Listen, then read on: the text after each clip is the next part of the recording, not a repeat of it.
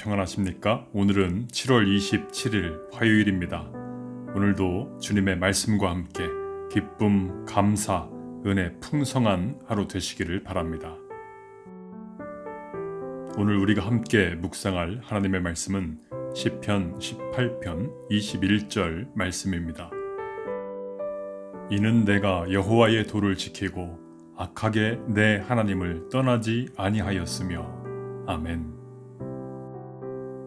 한 성도님이 말씀 나눔을 하시다가 이런 솔직한 고백을 했습니다. 자신이 얼마 전부터 성경 통독을 시작했는데 성경 통독 전에는 신앙생활 하는 것이 즐겁기만 했답니다. 그런데 통독을 하고 나서부터 신앙생활에 부담이 생기더랍니다. 어려워졌답니다.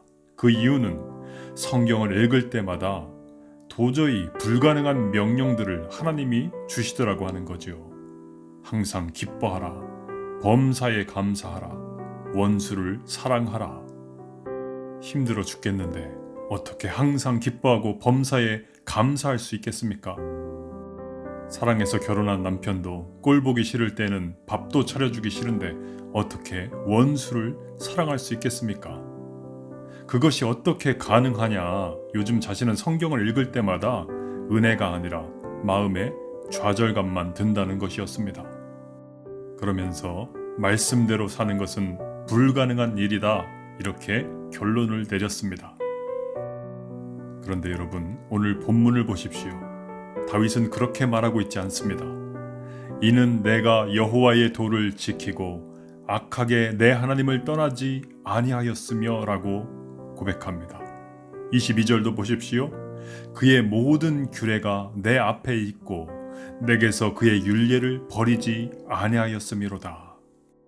그 다음 23절은 더 기가 막힌 내용입니다. 또한 나는 그의 앞에 완전하여 나의 죄악에서 스스로 자신을 지켰나니.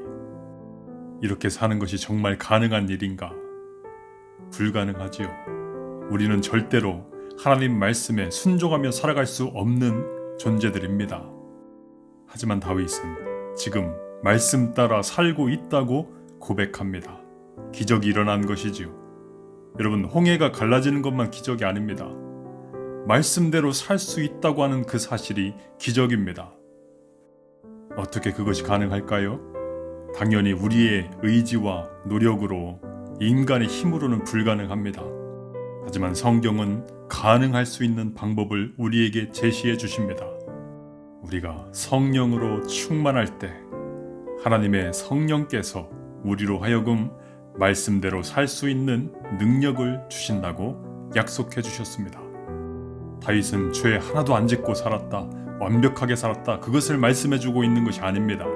다윗도 세상에 눈 돌렸을 때는 즉시 죄의 유혹에 넘어갔지요. 그러나 이 시편의 고백을 드릴 때 다윗은 분명히 성령의 충만함 가운데 거하고 있었을 것입니다. 그 성령께서 다윗으로 하여금 거룩한 삶으로 변화시켜 주셨다라고 하는 것이지요. 오늘 이 말씀으로 우리 성도 여러분을 축복합니다.